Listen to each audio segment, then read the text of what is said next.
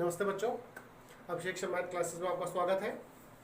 तो हम लोग पिछली जो क्लास पढ़ रहे थे अवकलज के अनुप्रयोग तो लगभग समाप्त हो चुकी थी। उसके सारे जो महत्वपूर्ण क्वेश्चन थे, इंपॉर्टेंट क्वेश्चन थे, उनको बता दिया था हमने।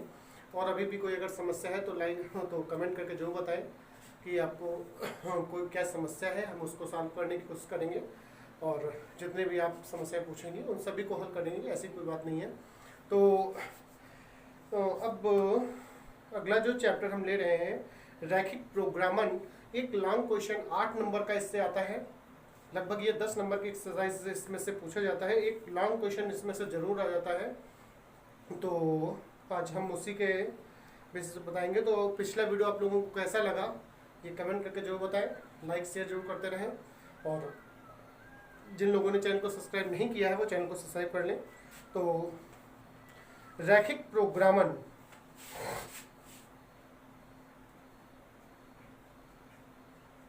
रैखिक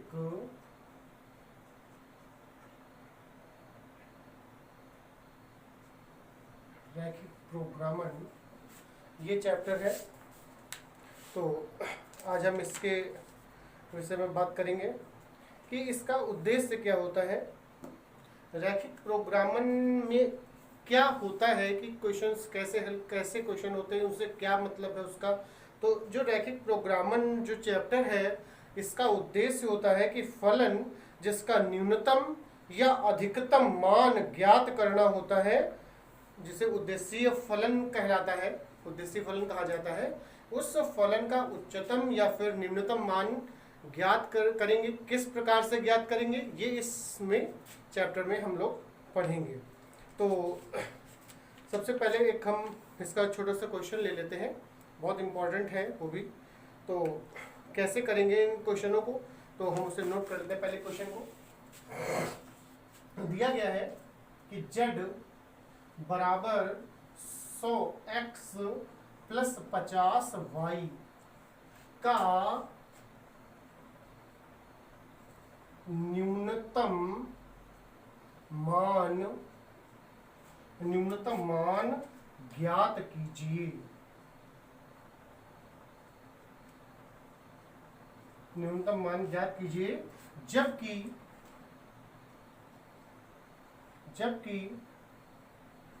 अवरोध निम्न है। जबकि अवरोध निम्न है और अवरोध जो दिए गए हैं वो है उसमें पहला x plus 2y is less than equal to 10। दूसरा है 3x प्लस 4y, नहीं सॉरी ग्रेटर देन था, और यहाँ पे भी ग्रेटर देन इक्वल टू 24, और x is greater than equal to 0 और y is greater than equal to 0। ये दिए गए हैं। आपने कक्षा 11 में पढ़ा होगा रैखिक समीकरणों का एक चैप्टर था। बिल्कुल वैसे ही क्वेश्चन को हल करेंगे जैसे रैखिक समीकरणों को हल करते थे। तो सबसे पहले जो इसमें समीकरणाएं दी गई हैं, हम उनसे संगत रैखिक समीकरण प्राप्त करेंगे। तो यहां पे लिखेंगे दी गई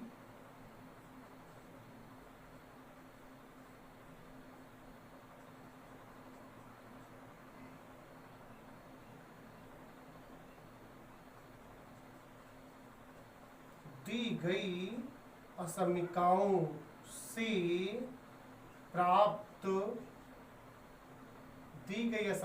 से प्राप्त संगत रैखिक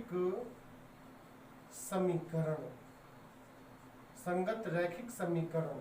तो पहले समीकरण से रैखिक समीकरण बनेगा वो होगा x प्लस 2y बराबर 10, ये पहली समीकरण हो जाएगी। दूसरी से बनेगा 3x प्लस 4y बराबर 24, ये हो गई दूसरी। क्लियर हो गया। तो इसमें करते ये हैं कि हम सबसे पहले जो समीकरण आई हैं हम इनका आलेख खींचेंगे। आलेख था निर्देशांक अक्षों के आधार पर, x और y अक्षों को, जैसे निर्देशांक ज्यामिति में आपने पढ़ा होगा। तो सबसे पहले इनका आलेख खींचेंगे। एक इसमें दोनों जहां पर प्रतिच्छेद करती हैं तो वो बिंदु भी मालूम होना चाहिए। तो सबसे पहला हम ये काम करें कि दोनों समीकरणों को हल करके इनका प्रतिच्छेद बिंदु मालूम कर लें। ये चाहे पहले कर लें चाहे तो बाद में करें। चलो पहले कर लेते हैं। तो करेंगे ये कि पहली समीकरण को हम जैसे सिंपली कक्षा 10 में आपने पढ़ा होगा, समीकरण हल करने की विधियां पढ़ी होंगी, वैसे ही समीकरणों को हल करेंगे। तो पहली समीकरण को 2 से गुणा कर लें और दूसरी समीकरण से उसे घटा दें। तो यहाँ लिखेंगे कि समीकरण 1 को 2 से गुणा करके समीकरण 2 से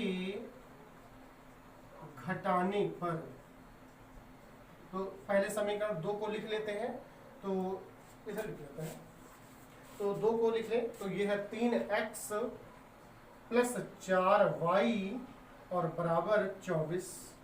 दूसरी समीकरण है जो पहली थी उसको 2 से गुणा करना था, तो ये है 2x हो जाएगा प्लस 2 दूना 4y होगा और बराबर 10 दूना 20 हो जाएगा। घटाएंगे, घटाने से चिन्ह बदल जाएंगे, माइनस माइनस माइनस ये कट जाएगा तो ये बचेगा x और ये हो जाएगा 4। तो x का मान आ गया। अब x का मान समीकरण 1 में लगा लें। तो समीकरण 1 में x का मान रखने पर, तो यहाँ मान लगाएंगे तो x की, ये पहले समीकरण 1 लिख लेते हैं, x प्लस 2y बराबर 10 है। तो मान लगाएंगे x की जगह पर 4 प्लस 2y बराबर 10, तो ये हो जाएगा 2y बराबर 10 माइनस 4, तो 2y बराबर 6, या 2 1 कम 2, 2 3 6 कट जाएगा, y बराबर होगा 3। तो दोनों जो समीकरणें थी उनका जो प्रतिच्छेद बिंदु है यहाँ लिखेंगे, अतः प्रतिच्छेद बिंदु बराबर आया है 4,3। क्लियर हो गया। तो अब सबसे पहला काम ये होगा, जो समीकरण 1 है और समीकरण 2 है इनका आलेख खींचेंगे। तो इनका आलेख खींचने के लिए हमें इनके बिंदु भी मालूम होने चाहिए। क्लियर हुआ।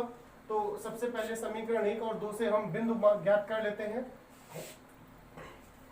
तो यहां लिखेंगे कि समीकरण 1 से, तो समीकरण 1 है क्या, उसे लिख लेंगे x प्लस 2y बराबर 10। तो इससे हम बिंदु निकालेंगे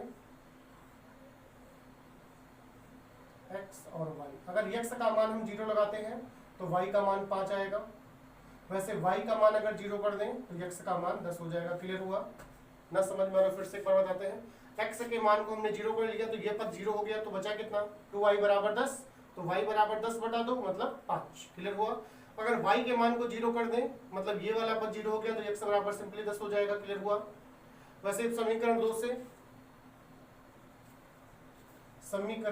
से हम मान निकालेंगे। समीकरण 2 है हमारी 3x प्लस 4y बराबर 24। अब यहां से मान निकालेंगे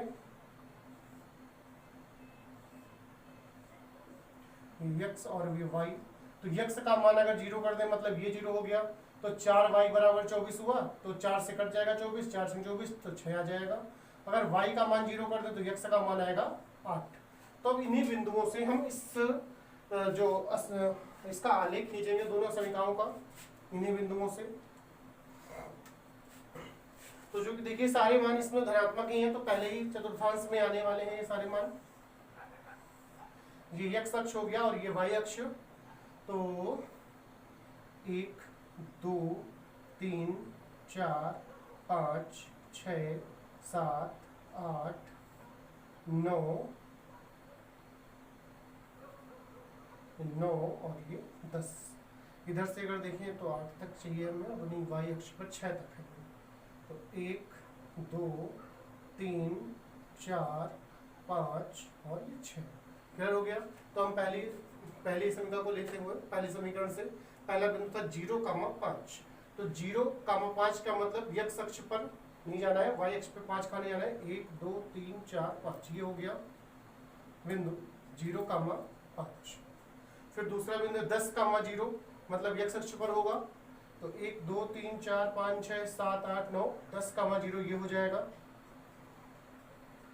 इन दोनों बिंदुओं को मिला लेते हैं इस तरीके से। क्लियर हो गया? दोनों बिंदुओं को मिलाएंगे। उसके बाद फिर अब दूसरी रेखा को बनाएंगे। क्या है? 0 कामा 6, तो 0 कामा 6 ये होगा बिंदु। वैसे ही 8 कामा 0, तो 8 कामा 0 ये वाला बिंदु हो जाएगा। क्लियर हुआ? 8 कामा 0। अब इन दोनों को मिलाते हैं, कुछ ऐसे चले जाएंगे। और इसका ये जो प्रतिच्छेद बिंदु है, ये जो बिंदु आया था, ये था 4 कामा 3। यहां तक करना कुछ खास टफ नहीं है ना?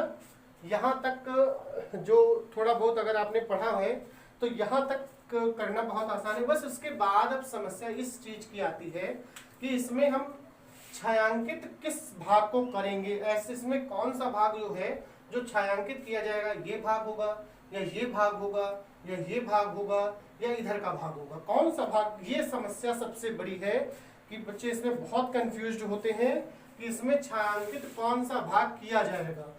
इसकी कोई खास जरूरत नहीं है, इसको मिटा लेते हैं।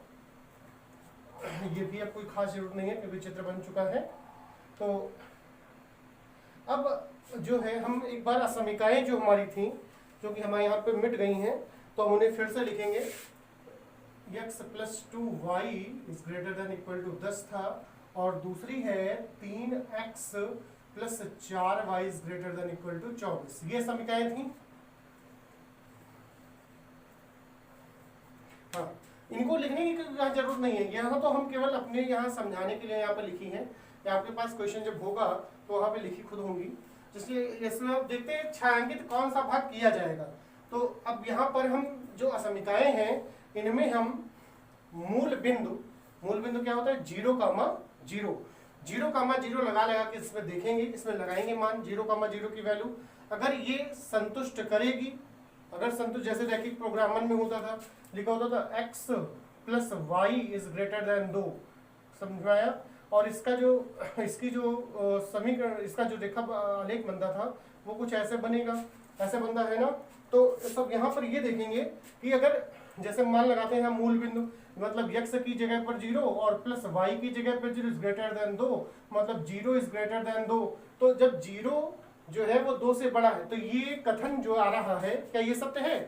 नहीं, ये असत्य है। जब असत्य होता था तो जिसका जो अवरोध बनता था वो मूल बिंदु से बाहर की ओर ऐसे बनाते थे। क्लियर हुआ? मूल बिंदु से बाहर की ओर। अगर यहीं पर अगर इस प्रकार से दिया होता ऐसे, तो मतलब क्या बना? मतलब ये हुआ कि 0 इज लेस देन 2, तो 0 जो है वो 2 से छोटा है, मतलब ये सत्य है। तो सत्य होता है तो फिर क्या करते हैं, जो इसके ये अवरोध बन रहे थे, जिसे कंगा टाइप का कहते हो, तो इसमें इस तरह से मूल बिंदु की ओर बनते हैं। क्लियर हुआ? इतना क्लियर हो रहा होगा? मूल बिंदु की ओर बनेगा। तो आगे बढ़ते हैं, अपने क्वेश्चन पे आते हैं। तो यहां पर अब देखेंगे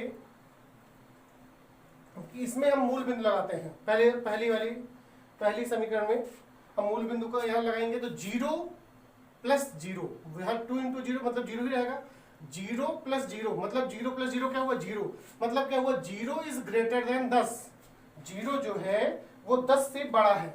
0 जो है वो 10 से बड़ा। क्या ये जो हम लाइन कही ये सत्य है?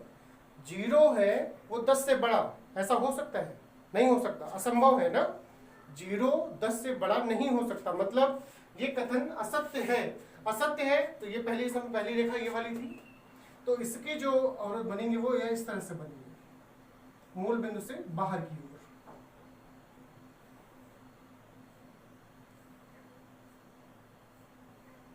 क्लियर हो गया? अच्छा, वैसे ही ये इस तरह से अवरोध चले जाएंगे। अच्छा, अब इसमें दूसरी वाली पे आइए, तो इसमें लगाएंगे 0, ये 0 रहेगा। यहाँ 0 लगाएंगे तो भी 0 हो। 0 + 0 तो मतलब 0 रहा, मतलब क्या हुआ? 0 इज ग्रेटर देन 24, मतलब 0 जो है वो 24 से बड़ा है। तो ये भी असत्य हो गया। 0 जो है वो 24 से बड़ा नहीं हो सकता ना, तो असत्य है। तो इसकी जो दूसरी रेखा थी इसकी भी अवरोध इसी तरह से बनेंगे, ऐसे इस तरीके से। तो अब हमें ये देखना है दूसरी रेखा से ही ले जाना भैया, नीचे से नहीं बना देना, इस तरीके से बनेंगे अवरोध। क्लियर हो गया। तो अब हमें ये देखना है कि ऐसा कौन सा भाग है जिसमें डबल डबल लाइनें हैं। सिंगल लाइन देखिए, इसमें इतने भाग में, इस भाग में तो कुछ लाइनें ही नहीं, तो ये भाग तो छोड़ दीजिए बिल्कुल भी। इस वाले भाग में इतना भाग जो दिखाई दे रहा है, इस ये वाला भाग इतना, तो इसमें ये सिंगल्स लाइन आई, तो इनको भी हटाइए, सिंगल लाइन नहीं ली जाएंगी। उसके बाद इस वाले भाग में भी सिंगल लाइनें हैं, ये भी हटा दीजिए, सिंगल लाइन हमें नहीं चाहिए। क्लियर हो गया, सिंगल लाइन नहीं चाहिए हमें बिल्कुल भी। तो अब डबल लाइन किस में हुई, डबल लाइन ये वाला भाग हुआ ना। तो ये भाग जो है, अब चाहे तो आप इसको, अगर आप डायरेक्ट समझ में आता है तो आप इसी भाग को छायांकित कर एक बार कर दीजिए सिंगल सिंगल लाइन से, बाकी कुछ ना दिखाइए, नहीं तो आप इस तरीके से रफली वर्क करके और हमें ये भाग दिखाना होगा। मतलब ये चीज़ हम, जैसे हम ये रफ वर्क जैसे लिखें तो उसमें इस तरीके से जो रेखाएं बना रहे हैं उसमें, जो रफ वर्क करेंगे उसमें हम कुछ इस तरीके से रेखाओं को दिखाएंगे ऐसे। तो ये यहाँ से दिखाया इस तरह से, फिर यहाँ से दिखाया इस तरीके से ऐसे। तो ये सिंगल सिंगल है, देखेंगे डबल है तो अपना जो फिगर जहाँ पे क्वेश्चन कर रहे होंगे वहां पे कुछ इस तरीके से बस इतना भाग में ऐसे दिखा देना है।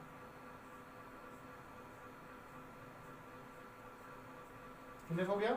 बस आपको फिर जहाँ पे क्वेश्चन कर रहे हो वहां पे आपको इस तरह से दिखाना है। ये काम रफली कर लीजिए जिससे ज़्यादा दिक्कत ना आए आपको। तो अब आप यहाँ पर देखेंगे मान कैसे निकालते हैं। एक सारणी बनाएंगे, एक सारणी बना लेंगे। एक तरफ होगा कोणीय बिंदु,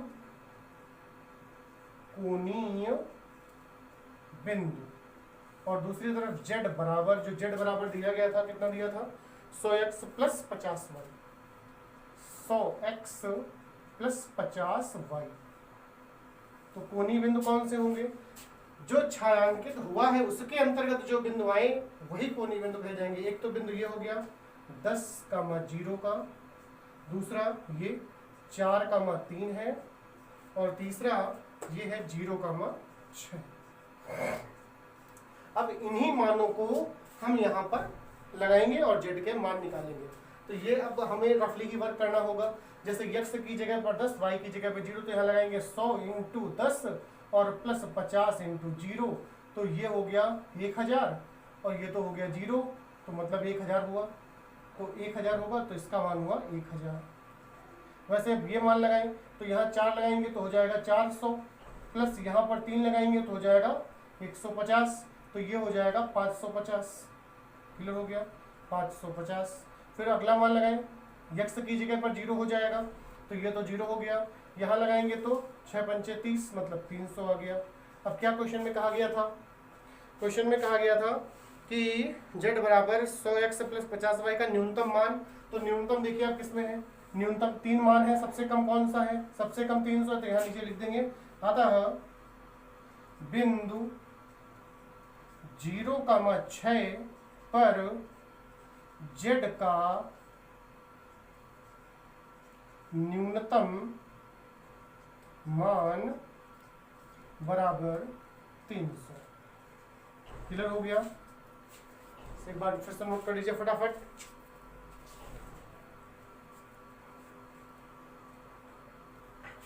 नोट हो गया होगा। तो एक अगला क्वेश्चन और लेते हैं, बहुत इंपॉर्टेंट है। अगला क्वेश्चन एक और ले लेते हैं फटाफट।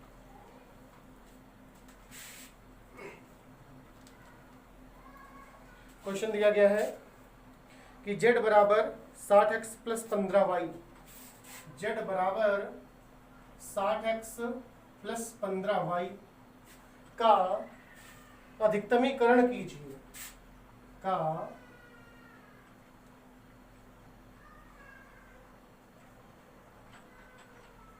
अधिकतमीकरण कीजिए यदि अवरोध निम्न है। तो जो अवरोध दिए हैं उनको लिख लेते हैं पहले। अवरोध दिए हैं x प्लस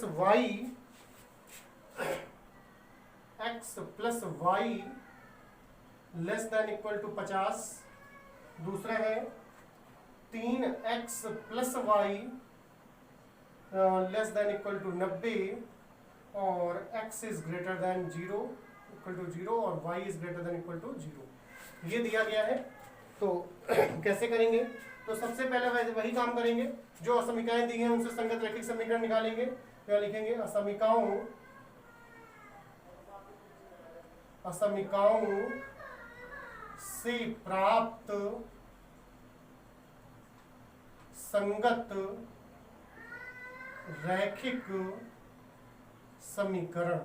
तो जो पहली समीकरण है उससे बनेगा x प्लस वाई बराबर 50 और दूसरी जो समीकरण है उससे बनेगा 3x प्लस वाई बराबर 90। ये दूसरी समीकरण हो गई और ये समीकरण पहली हो गई। तो हम पहली वाली से पहले मान निकाल लेते हैं। ये x ये y, x 0 करेंगे तो y 50 और y 0 कर दिया तो x 50। दूसरी समीकरण से मान निकालें, x 0 करें तो y 90 और y 0 कर दें तो x 30। क्लियर हो गया? तो अब हम इसका एक आलेख बना लेते हैं। तो इधर 5 इधर 9, तो 1 2 3 4 5, इधर 1 2 3 4 5 6 7, छोटा हो गया 1 2 3 4 5 6 7, ये 8 ये 9, 1 2 3 4 5। क्लियर हो? ठीक। अच्छा, पहला बिंदु है 0 कामा 50। 1 2, ये है 10, ये 20, ये 30, ये 40 50 60 70 80 90। वैसे इधर भी ये 10 20 30 40 और 50। तो पहला बिंदु है 0 कामा 50, तो 0 कामा 50 ये हो जाएगा 0 कामा 50। वैसे दूसरा बिंदु है ये 50 कामा 0, ये हो गया 50 कामा 0, इसको मिला दें ऐसे। फिर उसके बाद 0 कामा 90, 0 कामा 90 इधर आएगा। फिर 30 कामा 0 ये हो जाएगा, ये हो गया 30 कामा 0। क्लियर हो गया? इसको मिला दें ऐसा। तो अब देखेंगे छायांकित कौन सा करना है। तो अब हमें ये वाला बिंदु नहीं पता है, तो ये हम जैसे आप ये जैसे पिछले क्वेश्चन में हमने मतलब क्वेश्चन में ही किया, तो कोई जरूरी नहीं है आप उससे क्वेश्चन में करें, ये आप रफली वर्क भी कर सकते हैं। दोनों समीकरणों को हल करना है तो सिंपली दोनों को घटा दीजिए, y और y कट जाएगा, 3x से x घटा तो 2x बचा और इधर 90 से 50 घटा तो 40 बच गया, x बराबर 20 आएगा। और जब x का मान 20 होगा सीधी सी बात है y का मान 50 होगा। क्लियर हुआ? तो ये हो जाएगा 20 का मान 30, y का मान 30 होगा। क्लियर? तो अब इसमें छायांकित कौन सा करेंगे? अब देखेंगे समीकरण कौन सा संतुष्ट कर रही है। तो 0 + 0 मतलब 0 इज लेस देन 50, मतलब 0 जो है 50 से छोटा है, तो ये सत्य है। तो इसके जो दूसरी समीकरण इससे भी देखेंगे, तो 0 + 0 मतलब 0 इज लेस देन 90, 90 से भी छोटा, तो मतलब दोनों संतुष्ट कर रही है।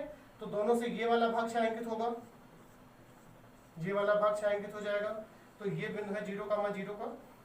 तो कोणीय बिंदु लेंगे, कोणीय बिंदु, कोणीय बिंदु और z बराबर जो दिया गया था 60x + 15y, 60x + 15y।